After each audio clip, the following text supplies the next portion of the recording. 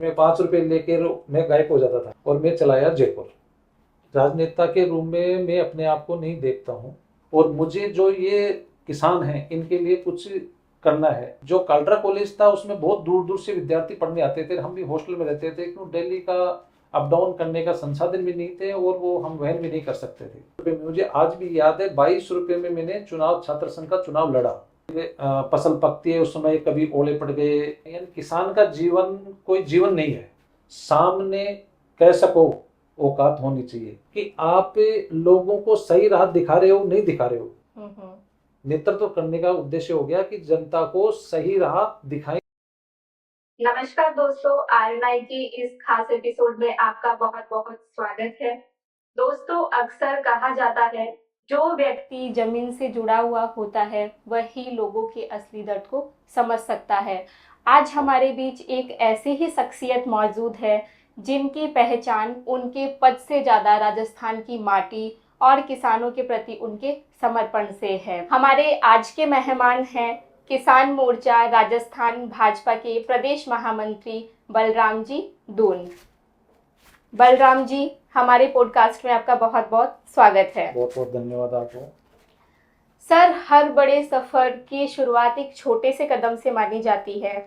आपके जीवन का ऐसा कौन सा टर्निंग पॉइंट रहा है जब आपको लगा कि आपको किसानों के लिए और जनता के लिए कुछ करना चाहिए?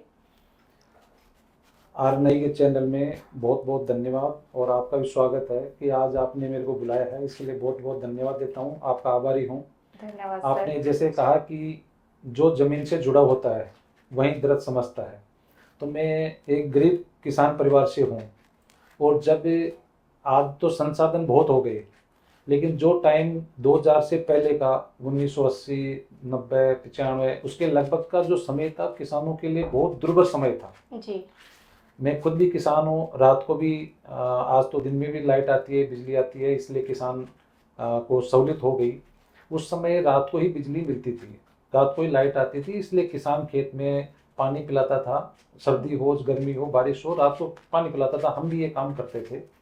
उस समय आजीविका के किसान के पास कोई संसाधन नहीं थे। जी। मैं एक बार जो बाल दिवस होता है, जब मैं 10th क्लास में पढ़ रहा था, दामोता छगनलाल सेठ स्कूल है, उसमें 10th क्लास में था, तो उस समय बाल दिवस के अंदर बाल मेला लगता है जी।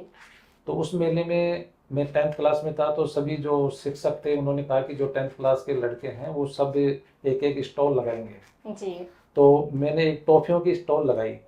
तो उस समय, आज तो लाखों रुपए का कोई महत्व नहीं रहा है, लेकिन उस समय 90 91 के अंदर 5 10 रुपए का बहुत महत्व होता था। जी बिल्कुल। मैं 5 रुपए कहीं से घर से और कहीं से व्यवस्था करके और 5 रुपए में व्यवस्था की मैंने, और 5 रुपए से मैंने टॉफियाँ खरीद के, जो गांव के अंदर जो टॉफियाँ बेचता था उससे मैं 5 रुपए की टॉफी लेके आया, उससे मैंने स्टॉल लगाई। उस स्टॉल से मैंने 11 रुपए का बिक्री करी।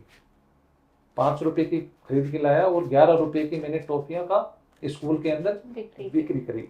एक दो चार टॉफियाँ और भी बच गई। मैं बहुत उत्साहित हुआ और खुश हुआ। मेरे दिमाग में एक क्वेश्चन आया कि जब मैं 5 रुपए में चीज को खरीद कर, जी। जो तो मैं गांव से मैंने खरीदी है, और 11 रुपए की मैं बेच रहा हूँ, और बिक्री करने में 6 रुपए का मेरे को प्रॉफिट हुआ। जी। और जब मैं किसान हूँ, रात को सर्दी में भी मैं 10 बजे उठ के रात 4 बजे तक मैं खेत को पिला रहा हूँ। और फिर फसल पकती है उस समय, कभी ओले पड़ गए, कभी पाला पड़ गया, फसल बर्बाद हो गई, या फसल पक गई, फिर कभी तूफान आ गया, फसल नष्ट हो गई। रात को भग रहे हैं, दिन में भग रहे हैं, सुबह भग रहे हैं। यानी किसान का जीवन कोई जीवन नहीं है। किसान को 24 घंटे जागरूक रहना पड़ता है। कभी बाहर से जानवर आके नष्ट कर दिए फसल को, कभी ओले आ गए, कभी बारिश आ गई, तूफान आ रहा है। जब तक फसल काट के और घर के अंदर नहीं ले जा सकता, तब तक उसको डर रहता है उसकी फसल का।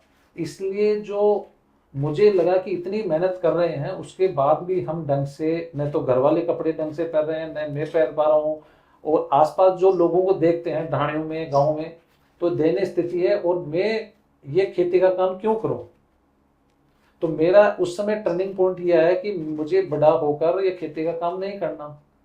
और मुझे जो ये किसान हैं इनके लिए कुछ करना है और इनको कुछ सही रास्ता दिखाना है। तो सर शुरुआत कहाँ से हुई इस राजनीति की? राजनीति की शुरुआत, मैं गरीब परिवार से था और घर की स्थिति ठीक नहीं थी। शादी भी बचपन में 10th क्लास में मेरी हो गई थी। फिर भी मैंने कॉलेज काल्डरा से ग्रेजुएशन किया। राजस्थान विश्वविद्यालय से मैंने एमए किया, बीएड किया, एलएलबी किया। लेकिन काल्डरा कॉलेज में जब पढ़ते समय वहाँ भी वही समस्याएं, क्योंकि उस समय संसाधन सीमित थे। चोमू से जाने का साधन नहीं मिलता था तो उसका किराया अलग था, वो रास्ते में उतारता, वहां से जाते रहने का, यानी बहुत परिस्थितियां थी। विद्यार्थी आज तो जगह जगह कॉलेज हो गए। जो 90 का दशक है उसके अंदर बहुत कम कॉलेज हुआ करते थे। जयपुर में या तो जयपुर में कॉलेज, या काल्डरा कॉलेज, या चिमनपुरा कॉलेज, जयपुर जिले में यही कॉलेज थे। जो काल्डरा कॉलेज था उसमें बहुत दूर दूर से विद्यार्थी पढ़ने आते थे। हम भी हॉस्टल में रहते थे, क्यों दिल्ली का अप डाउन करने का संसाधन भी नहीं थे और वो हम वहन भी नहीं कर सकते थे। वहाँ हमने विद्यार्थियों के लिए बहुत सी समस्याएं देखी। जब वहाँ हम पढ़ रहे थे, रहने में, आने जाने में, वहाँ पानी की व्यवस्था नहीं और सुविधा नहीं, कभी टीचर नहीं, कभी क्या नहीं। तो मन में आया कि जब मन में उथल पुथल ऐसे रहता था मन में कि अपन क्या करें। तो कई बार जब बैठते थे, दोस्त यार बैठते थे, तो उसमें डिस्कस होता था कई पॉइंटों में। मैं एनसीसी में भी था, मैं खेलकूद में भी अग्रणी रहा, तो मेरे दिमाग में कुछ ना कुछ चलता रहता था। तो मेरे छात्र संघ के चुनाव कई सालों बाद में 94-95 के अंदर फर्स्ट बार हुई। पहले बैन हो रखे थे, काल्डरा कॉलेज में हुए। तो मेरे दिमाग में आया कि क्यों नहीं अपन छात्र संघ के चुनाव लड़ते हैं और उनके द्वारा छात्रों की जो समस्याएं हैं उनके लिए अपन कुछ करते हैं। मैंने छात्र संघ का चुनाव लड़ा और मैं विजय हुआ। होने के बाद में आज का चुनाव, चाहे एमएलए एमपी का लो, चाहे सरपंच का लो, चाहे छात्र संघ का लो, आर्थिक युग का चुनाव हो गया। उस समय मैंने 22 रुपए में, मुझे आज भी याद है, 22 रुपए में मैंने छात्र संघ का चुनाव लड़ा और चुनाव लड़के में विजय हुआ। होने के बाद में मैंने छात्रों के लिए बहुत सी चीजें, एक तो स्पोर्ट्स का हमने बहुत अच्छा वहाँ सेटअप किया। काल्डरा कॉलेज में स्पोर्ट्स का बहुत सेटअप किया। एनसीसी का भी वहाँ से हर साल काफी लड़के निकल के जाते थे एनसीसी में भी। वहाँ लाइब्रेरी की हमने सुचारू, क्योंकि आज संसाधन कुछ भी हो, उस समय बच्चों के पास में प्रतियोगी परीक्षाओं की छोड़िए, आप सब्जेक्ट की पुस्तकें भी उपलब्ध नहीं हो पाती थी। वो एक दूसरे से मांग के काम चलाते थे। हमने पुस्तकालय को भी अच्छा किया। वहाँ हमने सांस्कृतिक प्रोग्राम भी करे। उसमें माननीय शिक्षा मंत्री थे ललित किशोर चतुर्वेदी जी, उनको हमने प्रोग्राम में बुलाया और वो उसको स्नातकोत्तर कॉलेज करवाया। उस समय पोस्ट ग्रेजुएशन उसको कॉलेज को करवाया, उन्होंने घोषणा करी और वो बहुत प्रभावित हुई है उस समय कि आज मैं काल्डरा कॉलेज में फर्स्ट बार आया हूँ। 95 के अंदर उन्होंने कहा मैं फर्स्ट बार कॉलेज में आया हूँ और मैं इसके बारे में सुनता था, क्योंकि वहाँ से बहुत बड़ी बड़ी शख्सियत निकली हुई है। माननीय पूर्व उपराष्ट्रपति भैरों सिंह शेखावत जी भी वहाँ से पढ़ाई किया हुआ। अच्छा, तो बहुत अच्छा कॉलेज है। और तो ऐसा करके मेरा जीवन, वहाँ से मैं छात्र संघ का जब चुनाव लड़ा और जीता, तो उसके बाद में मैं लोगों का जब सहयोग किया, लोगों से मुझे ये मिला कि यार अपने को कुछ करना चाहिए। नेता, आपने कहा नेता बनना और कोई अलग बड़ा विषय नहीं है, लेकिन नेता बन के आप जनता को क्या देना चाह रहे हो। नेता का मतलब उद्देश्य है नेतृत्व करना। हम नेतृत्व करने का उद्देश्य है कि आप लोगों को सही राह दिखा रहे हो, नहीं दिखा रहे हो। नेतृत्व करने का उद्देश्य हो गया कि जनता को सही राह दिखाएं या उस मार्ग पे चलाएं, वही नेतृत्व करना होता है। लेकिन आज का जो समय है वो हुकूमत का समय हो गया है। लोग ये समझते हैं कि मैं एमएलए बन गया, मैं इसको मारूं, इसको छोड़ूं, इसको क्या करूं, ये करूं, मैं ये बन गया, ये बन गया, ये। आज का टाइम थोड़ा चेंजिंग बहुत हो गया है जी। तो सर आप परिवार और रिश्तेदारी में पहले इंसान है, मतलब आपके घर से राजनीति में? परिवार और रिश्तेदारी में, राजनीति में हमारे किसी का दूर दूर तक नाता ही नहीं है, क्योंकि हम ग्रामीण परिवेश से हैं। गांव में जो खेती में कैसे मेहनत करके 2 टाइम का गुजारा चलाते थे जी। जो मेरे पिताजी जब मैं 89 में था, 8th क्लास में, जब एक्सपायर हो गए थे, तो कमाने वाला कोई नहीं था, खाली हम खुद ही, जो 4 भाई हैं, माता जी हैं, वो करके खेती में जो होता था उसके द्वारा हमने अपना पालन पोषण किया। हमने पढ़ाई मैंने बीच में काफ़ी दबाव आए कि शादी भी हो गई है, अब कमाते नहीं हो, लेकिन फिर भी मैंने मेरा मेहनत करके और पढ़ाई जारी रखी, और पढ़ाई जारी रखी। उसका मुझे आज गर्व हो रहा है जी। कि शिक्षा शेरनी का दूध है, जो पीता है वो दहाड़ता है। तो आज मुझे किसी भी सेक्टर में जाता हूँ, मैं व्यवसाय करता हूँ, मैं उसमें भी मुझे कहीं कोई दिक्कत नहीं आती है। मैं कहीं बाहर जाता हूँ, मेरे को बोलने में कहीं दिक्कत नहीं आती है। तो मैं ये जो मैंने शिक्षा ली है उसका मुझे बहुत फायदा मिला है। तो ये हमारे जो बैकग्राउंड है जो मैंने आपको बताया है। सर, आपने जैसे व्यवसाय की बात की, तो आपका कौन सा व्यवसाय है? मैंने निवेदन किया था आपके चैनल के माध्यम से सभी लोगों के सामने कि जब मैं 10th क्लास में था तो मैंने एक छोटा सा उदाहरण जो आपको बताया, हाँ, अभी आपने बताया बाल था दिवस के टॉफी ऊपर वाला। टॉफी वाला, जी। उससे मैं इतना प्रभावित हुआ कि जब मैं 5 रुपए की चीज में खरीदता हूँ बाजार से और उसमें 6 रुपए का प्रॉफिट होता है, 11 रुपए में बिकती है, तो मुझे शुरू से ही घर वालों का दबाव था कि कहीं ना कहीं पुलिस की नौकरी लगो, पुलिस की नौकरी लगो, क्यों मैं फिजिकल फिटनेस था, जी। घी दूध खाने वाला था, तो फिजिकल फिटनेस था, तो घर वालों का दबाव था भी कहीं भी पुलिस में नौकरी लगो। लेकिन मैं कभी पुलिस की नौकरी के लिए प्रयास ही नहीं किया, फौज में जाओ, पुलिस में जाओ, वो यही होती थी गाँव में पहले, लेकिन मैंने कभी भी प्रयास नहीं किया। घर वालों के डर से कई बार वो देते थे कि ये 5 रुपए लेके जाओ, तुम इस भर्ती में जाओ, लेकिन मैं 5 रुपए लेके मैं गायब हो जाता था कि मुझे, मेरा दिमाग में उसी समय बैठा हुआ था, 10th क्लास में बैठ गया था कि मुझे नहीं जाना है, उस जगह नहीं जाना है। और मैं पढ़ाई जैसे भी हुई, संभव हुई, मैंने मेरी पढ़ाई करी, और पढ़ाई करने के बाद में जब मैंने RS की एग्जाम दी 97 में, अच्छा। 97 में मैंने RS की पढ़ाई दी। मेरा ये शुरू से था कि या तो मैं व्यवसाय करूंगा, मेरा पूरा फोकस था व्यवसाय के ऊपर ही था कि मुझे यही करना है, लेकिन फिर भी मेरे अच्छी नौकरी मिलती है तो कोई दिक्कत नहीं। मैंने RS की एग्जाम दी तो उसमें मैं मैन में फेल हो गया। अच्छा। 97 में दी, 98 में रिजल्ट आया तो मैं उसमें फेल हो गया। मैंने बीएड भी करी उस इसमें, बीएड करी, तो बीएड के अंदर गहलोत जी ने 99 में, जब सरकार 98 में सरकार बनी, 99 में उसने घोषणा करी कि अभी 5 साल के लिए कोई वैकेंसी नहीं खोली जाएगी, टीचर्स की 5 साल के लिए कोई वैकेंसी खोली नहीं जाएगी।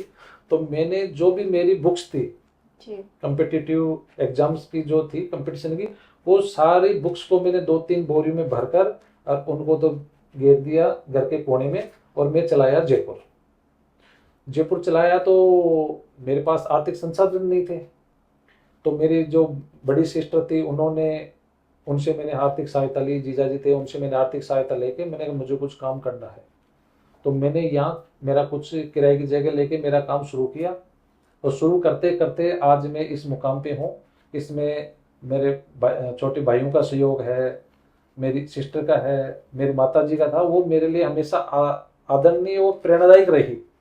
जो उन्होंने, जो मेरे को बोलती थी, शिक्षा देती थी कि ऐसे करना ऐसे करना, वो आज भी, वो आज नहीं है इस दुनिया में, लेकिन उनकी जो बातें हर टाइम पे महसूस करता हूँ। जब भी मैं किसी भी मुसीबत में होता हूँ या किसी भी परेशानी में होता हूँ, तो मैं उनकी बातों को याद करता हूँ, तो मेरा जो वो समस्या का समाधान तुरंत मुझे मिल जाता है।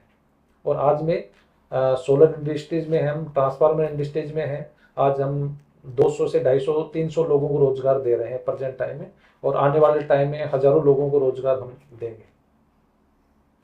सर, आप एक जमीन से जुड़े हुए नेता माने जाते हैं, तो जैसे राजस्थान की माटी और जो यहाँ के व्यक्ति हैं, उन्होंने आपके व्यक्तित्व को गढ़ने में क्या भूमिका निभाई है?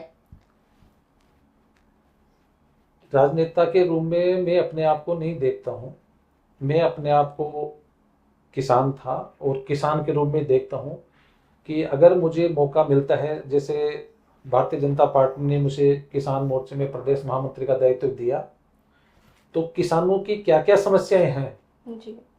आज की टाइम पे, किसानों की बहुत बड़ी समस्याएं हैं। किसान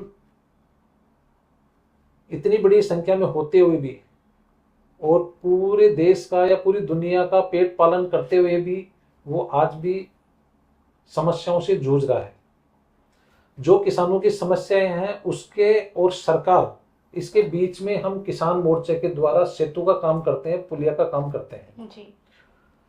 किसानों की जो समस्याएं होती हैं, जैसे हमने पिछले दिनों भी जिलावार, हर जिले में अलग अलग समस्याएं होती है।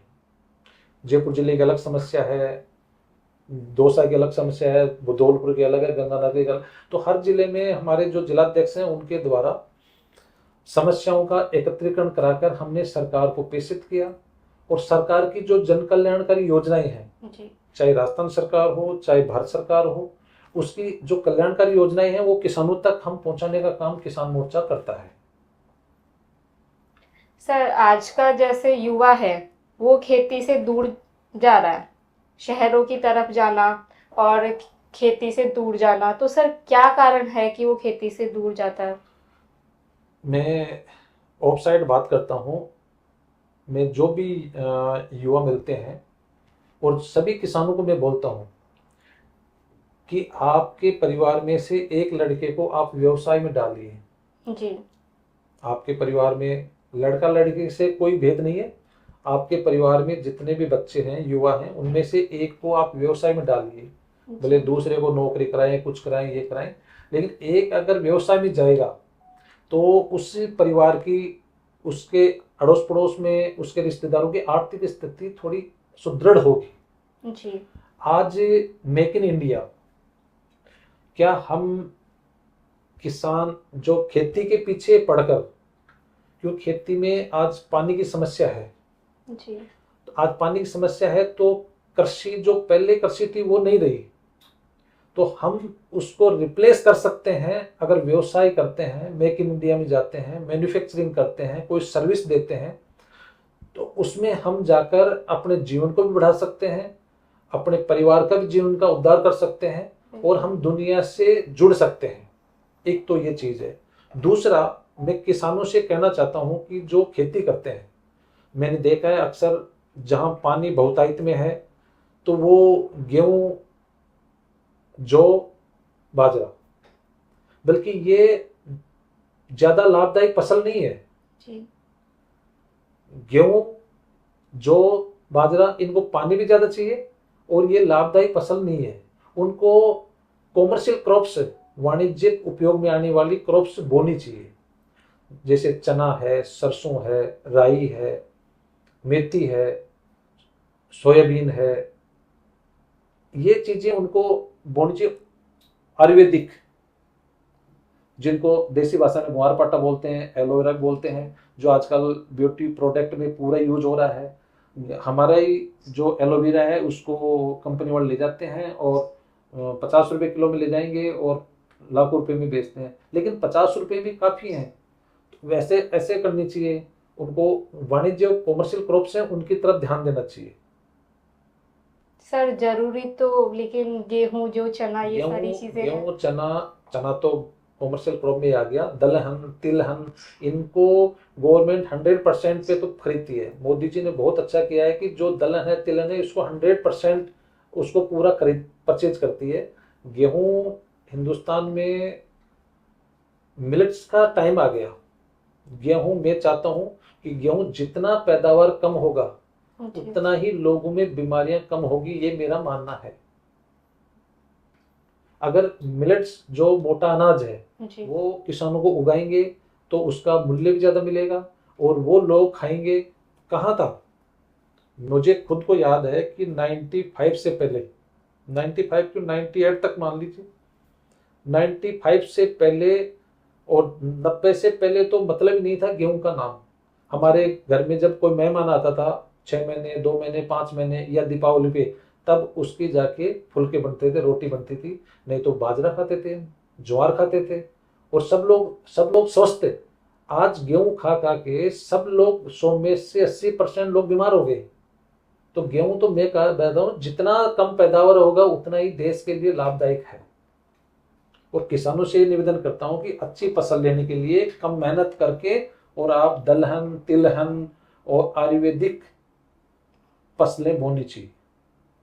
सर, आप जब दिन भर के दौरों और जन सुनवाई के बाद जब थक जाते हैं तो आप कौन सा भोजन सबसे ज्यादा खाना पसंद करते हैं?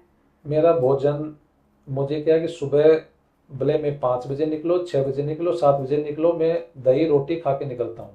भले ठंडी मिले या गर्म मिले, जैसी भी सुविधा हो, मैं सुबह खा के निकलता हूँ। और शाम को अगर आता हूँ तो शाम को जब भी आता हूँ मैं, वैसे तो टाइम से आ जाते हैं, और आता हूँ तो उस समय दूध है, रोटी है और सब्जी, बस यही हमारा आहार होता है। और सर, आपकी सफलता के पीछे सबसे बड़ा योगदान किसका रहा है? सफलता के पीछे ऐसे तो सभी लोगों का सहयोग होता है, लेकिन सबसे ज्यादा सहयोग होता है खुद की मेहनत का। जी। मेरे कोई गॉडफादर तो थे नहीं परिवार में भी, जो जैसा मैंने बताया पिताजी बहुत जब छोटा था 8 क्लास में था तब शांत हो गए थे, तो हमारे ऐसा गॉडफादर कोई था नहीं, कोई रिश्तेदारी में भी नहीं था। लेकिन सबसे जैसे संपर्क हुआ, संपर्क करना, और संपर्क के साथ में खुद की मेहनत, जब तक आप खुद की मेहनत नहीं करेंगे तब तक सफलता नहीं मिलेगी। खुद को मेहनत करना जरूरी है। आज भी जी। मैं व्यवसाय करता हूँ या राजनीतिक क्षेत्र में जाता हूँ, तो मैं अर्ली इन द मॉर्निंग उठ के और मेरा व्यवस्था करके और कहाँ जाके आना, आके 10-11 बजे 9 बजे मैं मेरा व्यवसाय संभाल लेता हूँ। ऑफिस में छुट्टी हो जाती है 6 बजे, लेकिन मैं 8 बजे तक काम निपटाता हूँ। तो मैं सभी से यह निवेदन करता हूँ कि जो प्रेजेंट टाइम है, जो भगवान ने हमको दिमाग दिया है, इंसान को दिमाग दिया है, बिल्कुल। तो जितना अपने को हो सके पूरा अपने जीवन को झोंक देना चाहिए। जितना शरीर को और अपने जीवन को नचोड़ोगे, जी। उतना ही फायदा और निखर के आएगा ज्यादा। बिल्कुल। पूरा उसी में है। सर, ऐसी कोई प्रेरणादायक लाइन या ऐसा कोई मंत्र जो आपको हमेशा आगे बढ़ने के लिए प्रेरित करता रहता है? ऐसा तो बहुत है, लेकिन फिर भी मैं एक बताता हूँ कि बात में कुछ बात हो, जी। बात में कुछ बात हो, वो बात होनी चाहिए। जीत हो या जीत हो, जीत होनी चाहिए या मात होनी चाहिए, यानी आप जीत भी सकते हो और हार भी सकते हो। पीठ पीछे तो कुछ भी कहना बहुत आसान है, पीठ पीछे तो कुछ भी कहना बहुत आसान है, सामने कह सको औकात होनी चाहिए। तो मुझे हमेशा से ये आता है कि मैं किसी के पीछे से कुछ नहीं बोलना चाहिए। जी। अगर आपको कुछ बुरा लग रहा है तो सामने बोलिए। बिल्कुल। वो थोड़ी देर के लिए नाराज हो सकता है, लेकिन बाद में वो सोचेगा। जी। और वही मैं अपेक्षा करता हूं। और पीछे से अपन किसी के लिए बोले तो वो बात प्लस प्लस होती, नमक मिर्ची लगते लगते अगले के पास पता नहीं कैसे पहुंचती है। जी। तो उसमें क्या है कि ज्यादा नुकसान होता है। तो आदमी को हमेशा से सामने जो भी कुछ हो सकता है मुझे नुकसान भी हुआ होगा, वो फायदा भी हुआ होगा। सत्य बोलने में और सामने बोलने में फायदा कम, नुकसान होता है, लेकिन वो अच्छा होता है मेरे हिसाब से। बिल्कुल सही। सर, किसानों की बहुत सारी समस्याएं होती हैं, तो उनके समाधान के लिए क्या क्या प्रयास हो सकते हैं? देखो, आज जो किसान है, जो अन्नदाता है, जी। वो बहुत समस्याओं से घिरा हुआ है। जो देश आजाद होने के बाद में उसी समस्याओं पर कभी विचार नहीं किया गया। खाली उनको तसल्ली दी गई कि हम आपके लिए ये सुविधा देंगे, हम आपको ये सुविधा देंगे, उसके लिए कोई ज्यादा महत्वपूर्ण कार्य नहीं किया गया। पिछले बहुत लंबे समय से देश में सरकारें चेंज हुई, वर्तमान समय में जब सरकारें आई, जो देश के प्रधानमंत्री आदरणीय नरेंद्र मोदी जी हैं, उन्होंने, और राजस्थान की सरकार भजन लाल जी की सरकार ने किसानों को केंद्रित करके किसानों को सम्मान से जीने लायक बनाने के लिए उनके लिए कई योजनाएं बनाई। अब योजनाएं भी बहुत हैं, लेकिन फिर भी किसानों की कई समस्याएं हैं। एक तो किसानों को खुद को समझना होगा जी। कि जो जैसे ये आप हम सब इसी बेल्ट से आते हैं, जयपुर के उत्तर के बेल्ट से आते हैं, जहाँ पानी का बहुतायत है, ठीक है पानी, और यहाँ वेजिटेबल्स सब्जियां बहुत उगाई जाती है। वेजिटेबल्स उगाई जाती हैं तो इसमें इतना कीटनाशक पेस्टिसाइड यूज हो रहा है कि आज किसान के हर घर में 1-2 आदमी हॉस्पिटल में लाइन से जाता रहता है। तो किसान अगर उसकी बचत हो रही है तो उसमें से वो भी नुकसान हो रहा है कि वो हॉस्पिटल में दवाई के रूप में या इलाज के रूप में खर्च कर रहा है। जी। तो मैं किसानों से ये निवेदन करना चाहता हूँ कि आज जो चोमू का एरिया है उसमें कितने हॉस्पिटल हो गए, क्यों हो गए? आप टोंक साइड में तो इतने नहीं हुई है, दूदू में तो नहीं हुई है, बस्सी में तो नहीं हुई है, सापरा में तो नहीं हुई है, क्यों यहाँ क्यों हुआ? क्योंकि यहाँ सब्जी की बहुतायत है, कीटनाशक दवाइयों का बहुत ज्यादा उपयोग हो रहा है, उससे यहाँ के किसान हर घर में बीमार लोग हैं। तो कम से कम भी किसानों को एक तो अपना जीवन स्तर ऊंचा उठाने के लिए, खुद का खाने के लिए सब्जी और गेहूं वगैरह जो बोते हैं उसको ऑर्गेनिक रूप में पैदावार करें। दूसरा, हमने राजस्व मंत्री हेमंत कुमार जी मीणा है राजस्थान सरकार में प्रेजेंट में, उनको हमने किसान मोर्चा के द्वारा एक हमने ज्ञापन भी दिया था और उनको सुझाव भी दिया था। किसान आज कोर्ट कचहरी से बहुत दुखी है, जितना और कामों से दुखी है उतना ही कोर्ट कचहरी से दुखी है। आज एसडीएम कार्यालय, किसानों के बंटवारे, सीमा ज्ञान, उसका नामांतरण, इनके दावों से भरा पड़ा है, किसान समझ नहीं रहा है। तो इतने कानून, इतने जो उनका कितना पैसा लग रहा है, कोर्ट कचहरी में जाते हैं कितना पैसा लगता है। तो इसमें जो हमने देखा कि रेवेन्यू बोर्ड, भाई जो राजस्व के मुकदमे होते हैं एसडीएम के होते हैं, एसडीएम से अपील अधिकारी के जाते हैं, अपील अधिकारी से डिविजनल कमिश्नर के जाते हैं, वहां से रेवेन्यू बोर्ड जाते हैं, रेवेन्यू बोर्ड से हाई कोर्ट जाते हैं, हाई कोर्ट वापस रिमांड कर देता है रेवेन्यू बोर्ड को या एसडीएम को, यानी आप घूम फिर के हाई कोर्ट जाते हैं फिर वापस आ जाते हैं। ये खाली केवल रेवेन्यू मामलों में ऐसा है। हमने रेवेन्यू बोर्ड के अंदर कई केसों में देखा कि वहां भूमाफिया गिरोह पनपे हुए हैं और वो ऐसा किसान को फंसाते हैं, फैसला मन मर्जी से फैसला लिखा जाता है। तो हमने सरकार को, जो राजस्व मंत्री हैं, उनको एक सुझाव बना के और हमने एक लेटर बनाया, उनको दिया था हमने किसान मोर्चा के द्वारा कि रेवेन्यू बोर्ड को खत्म किया जाए, इसकी आवश्यकता नहीं है। वो देश आजाद हुआ तब अलग परिस्थिति थी, आज परिस्थिति में उसकी आवश्यकता ही नहीं है। एसडीएम के ऊपर अपील अधिकारी है, अपील अधिकारी के ऊपर डिविजनल कमिश्नर है और उसके ऊपर हाई कोर्ट। आप जो रेवेन्यू बोर्ड के जो भी पावर्स हैं वो डिविजनल कमिश्नर को दे दीजिए, जो संभागीय आयुक्त है वो सुफिशिएंट है उसका काम, और वहां से करके हाई कोर्ट जाएगा और काम हो जाएगा। वो अलग अलग जिलों में बढ़ जाएगा, क्योंकि पूरे राजस्थान का जो सिस्टम रेवेन्यू बोर्ड अजमेर में हो रहा है, वहां भूमाफियाओं का चक्रव्यूह में किसान फंसता जा रहा है और वहां फैसले की उम्मीद न के बराबर है। दूसरा, किसानों को मैंने पहले भी कहा कि कोई किसानों का ही तो ठेका है नहीं कि वो खेती करे। आपको ये देखना होगा कि अगर आपका बच्चे को सबसे पहले शिक्षित करो, शिक्षित करने के बाद में अगर अच्छी नौकरी लगती है तो ठीक है, नहीं उसको व्यवसाय में डालो। व्यवसाय में जाएगा वो मार्केट दुनिया का सीखेगा, न उसको तूफान का डर रहेगा, न सर्दी का डर रहेगा, न पाला पड़ेगा उसका डर रहेगा, न उसको ओले पड़ेगा उसका डर रहेगा। वो 100 रुपये में खरीदेगा और 125 रुपये 110 रुपये में बेचेगा, अपना प्रॉफिट करेगा। तो वो भी कम से कम भी अपने घर को, जीवन को सुधार कर सकता है। तो मैं सभी किसानों से, भाइयों से निवेदन करूंगा कि अपने कम से कम भी एक नौजवान को व्यवसाय में जरूर डालें। सर, जैसे अभी आपने योजनाओं के बारे में बताया, तो क्या धरातल पे किसानों को इन योजनाओं का लाभ मिल पा रहा है? बिल्कुल श्योर। अभी जो पिछले 70 सालों का मामला था उसके अंदर आपने भी सुना होगा, सबने सुना है कि कांग्रेस के पूर्व प्रधानमंत्री राजीव गांधी ने स्वीकार किया कि मैं दिल्ली से 1 रुपया भेजता हूं जी, और वो जाता जाता किसान के पास में 10 पैसे पहुंचता है। तो ये स्थिति हकीकत में थी, लेकिन आज डिजिटल, मोदी जी ने डिजिटल को चुना और डायरेक्ट किसान के खाते में, किसान ही नहीं है, कोई भी अगर लाभकारी है, कोई पेंशन भी मिल रही है, किसी बुजुर्ग को मिल रही है, किसी बच्चों को मिल रही है, तो वो सीधे उनके खाते में आती है, किसान के डायरेक्ट उसके खाते में। अगर वहां से दिल्ली से किसान सम्मान निधि के 6,000 रुपये भेज रहे हैं तो 6,000 रुपये के 6,000 रुपये उसके खाते में क्रेडिट होते हैं। 1 रुपए का भी उसके अंदर छिन भिन नहीं है।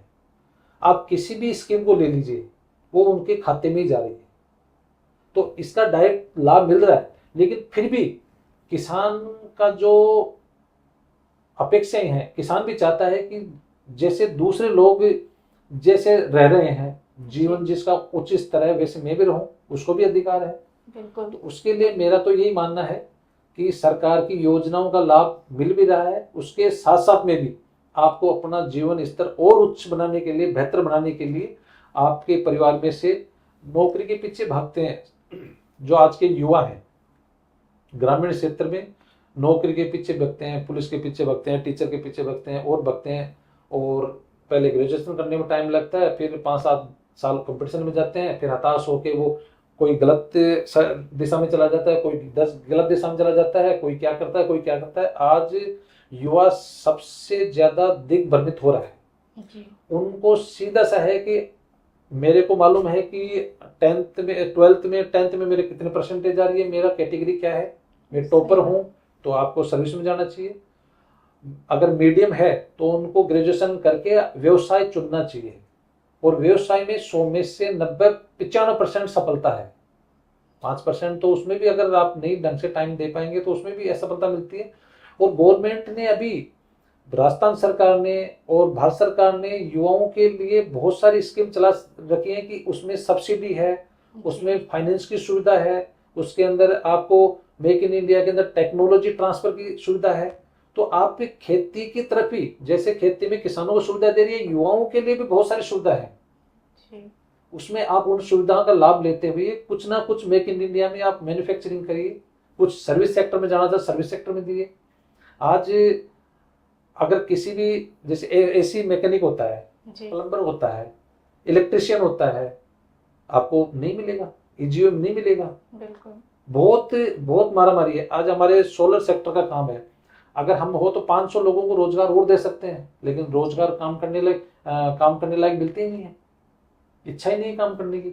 तो मैं युवाओं से यही संदेश देना चाहता हूँ कि आप लोगों को ज़्यादा टाइम खराब नहीं करके अपना, जैसे ग्रेजुएशन होता है, अपना स्तर जांचिए कि हम अगर टॉपर हैं तो हम और प्रयास करना चाहिए, हम मीडियम हैं तो हमारे को रोजगार की तरफ, और व्यवसाय सबसे बेटर है, व्यवसाय चुनिए। और जयपुर जिले के आसपास के युवा हैं उनको तो मैं और भी धन्यवाद देना चाहता हूँ कि वो सौभाग्यशाली हैं कि उनका जन्म राजधानी के आसपास हुआ है। उनके लिए तो राजधानी में इतने मौके हैं रोजगार करने के जिनकी सीमाएं नहीं है। मैं जो आरएनआई न्यूज चैनल है जिन्होंने मुझे आज बुलाया है, उनके लिए मैं इनका बहुत बहुत आभारी हूँ, और मैं इनको धन्यवाद देता हूँ कि ये अलग अलग जगह जाकर अलग अलग लोगों से बातचीत करके उनका प्रसारण करते हैं, लोगों के विचार हैं उनको जनता तक पहुंचाते हैं। और इनका जो चैनल का जो है ये काम करने का तरीका बहुत अच्छा तरीका है, और मैं इनसे आग्रह करूंगा कि जैसे हमारे विचार इन्होंने प्रसारित कर रहे हैं, ऐसे ही जनता में जो समस्याएं हैं, किसानों की, युवाओं की, ग्रामीणों की, महिलाओं की, बच्चों की, इन सब को आप प्रसारित करेंगे तो वो सरकार तक 100% पहुंचती है तो सरकार उसके ऊपर एक्शन लेती है, उसके ऊपर योजना बनाती है।